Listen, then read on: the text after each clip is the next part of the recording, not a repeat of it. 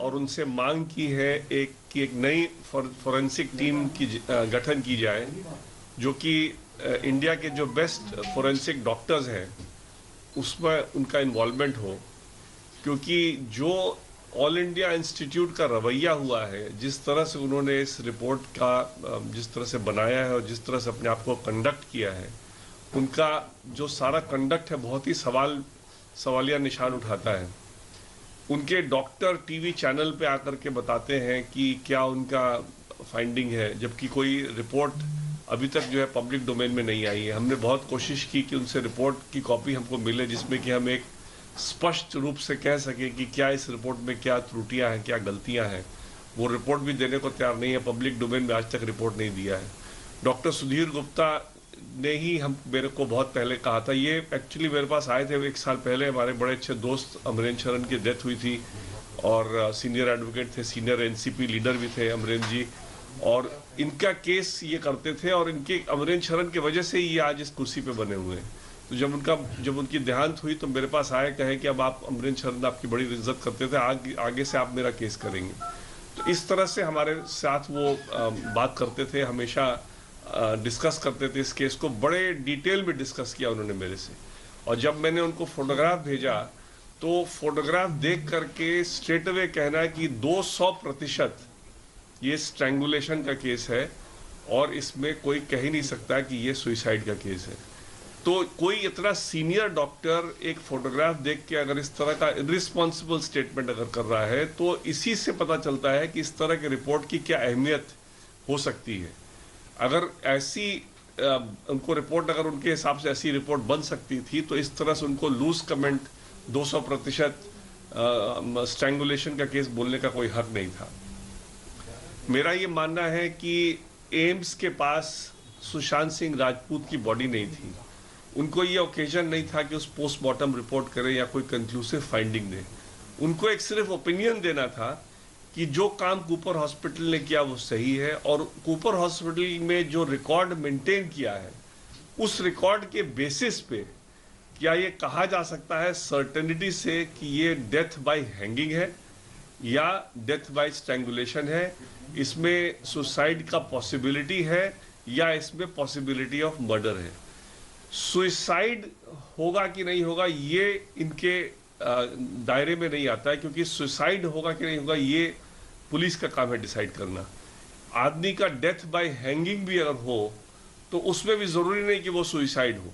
अगर किसी को बेहोश करके और उसको हैंग कर दिया जाए तो वो डेथ बाय हैंगिंग ही पता चलेगा, और सुसाइड उसको कहना बिल्कुल गलत होगा। इसलिए जिस तरह की रिपोर्ट इन्होंने बनाई है, जिस तरह का इन्होंने टिप्पणी दी है, ये बहुत ज़्यादा सवालिया निशान उठाते हैं इनकी क्रेडिबिलिटी पे भी और इनके तरीके पे भी। जिस तरह से इन्होंने शुरू में टीवी चैनल पे आकर के कमेंट किया कि कूपर हॉस्पिटल ने ये गलती की, वो गलती की, कोई बॉडी का कोई एग्जामिनेशन नहीं किया गया, बॉडी में कोई फ्रैक्चर है कि उसके बारे में कोई जिक्र नहीं आया, विसेरा सफिशिएंट नहीं था सुशांत सिंह राजपूत का, इतने इनसफिशिएंट विसेरा में क्या इन्होंने जांच, और जो इनके पास आया था विसेरा वो भी बता रहे थे बहुत सूखा हुआ था, उसको उसमें से कुछ रिकवर करना बहुत मुश्किल था। बड़े बड़े डर्मेटोलॉजिस्ट का कहना है कि जो ये गर्दन में निशान है ये उस जो कपड़े से दिखाया गया हैंगिंग, उस कपड़े से ये हो ही नहीं सकता। तो इन सब के बावजूद एक तो इनका टीम का साइट पे जाना, इनको साइट से कोई मतलब नहीं है, इनको सिर्फ जो रिपोर्ट कूपर हॉस्पिटल ने बनाई थी, जो उनके कागजात थे, जो उनके रिपोर्ट, जो उनके भी फाइंडिंग्स थे, उस फाइंडिंग पे इनको कमेंट करना था।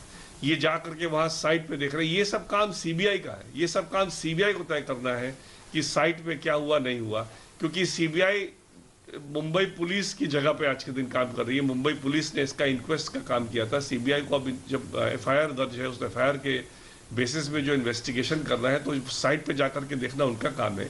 इनका सिर्फ मेडिको लीगल एविडेंस देना था।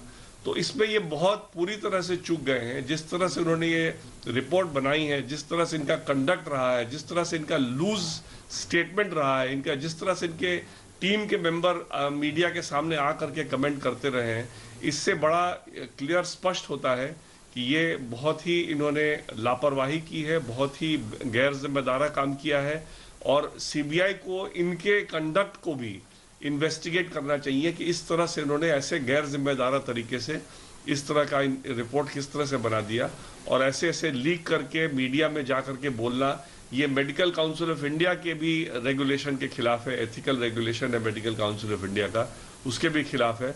तो ये इसीलिए हमने कहा है कि दोबारा इसमें जल्दी से जल्दी एक टीम गठित की जाए, जिस टीम के द्वारा इसका एक ओपिनियन दोबारा से लिया जाए और उसके बाद इस ओपिनियन के बेसिस में इस मामले में जब ट्रायल जब भी होगा तो उस ओपिनियन के बेसिस पे ही ट्रायल हो।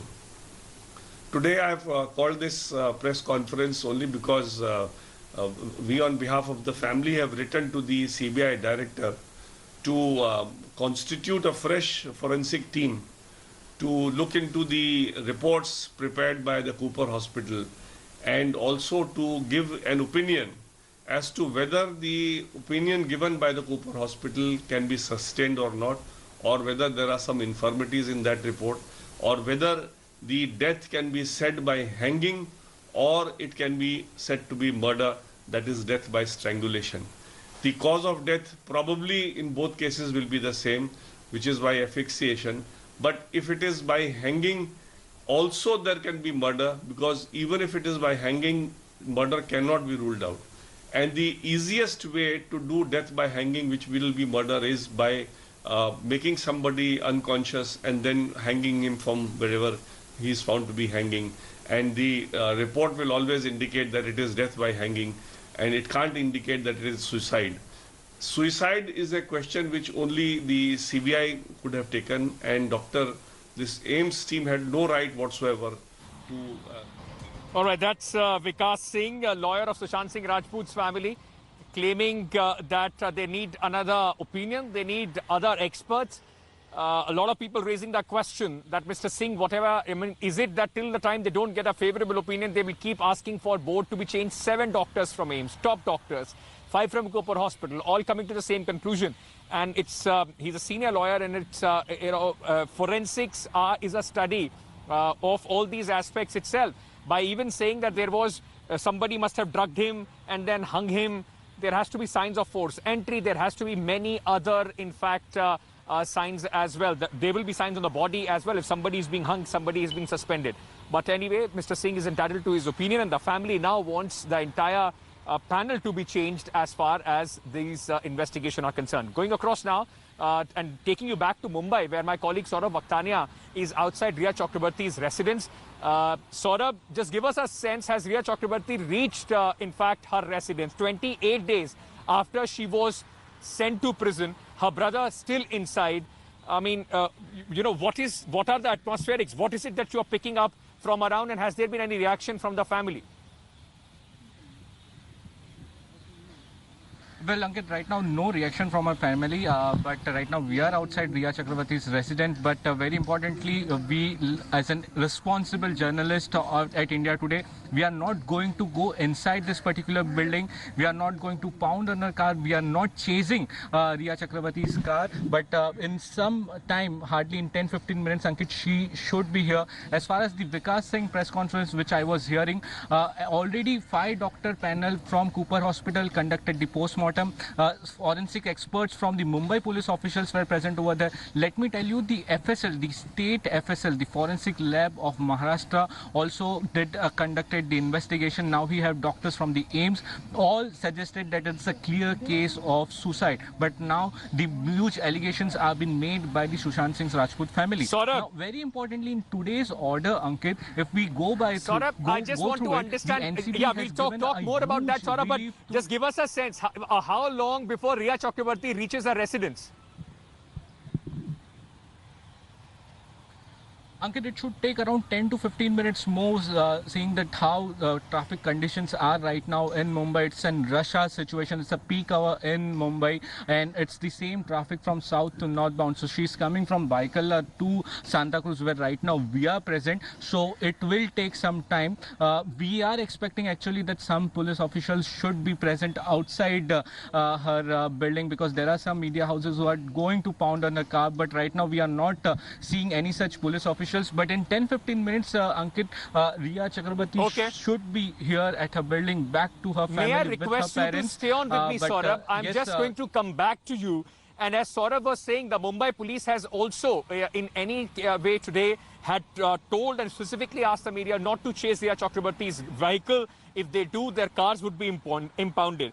Hello everyone, this is Rahul Kamal here. Hope you enjoyed this video. For the latest news and analysis, like and subscribe the India Today YouTube channel and don't forget to press the bell icon to stay updated.